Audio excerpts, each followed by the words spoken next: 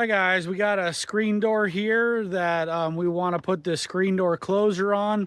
So I was gifted this from the seller so I can show you how to install it. It looks very easy to install.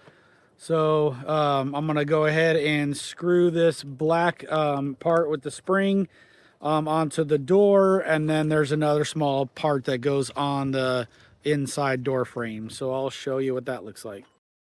All right, guys, we got this all done.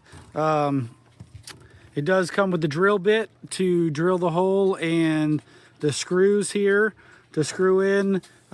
This is the part that has the spring in it and the rope or the cable. And so you put a screw in here, you put a screw in this side, and then this other piece right here, this piece right here, it comes with 2 screws, and you just put the screw in from the back side here. So right here is where you put the screws in from the back side, and then this is the string, and I'll go ahead and open it. And you just clicked it onto the door. Oh, I clicked it onto the door. The door's a little too heavy for it to. It's just made for the screen door.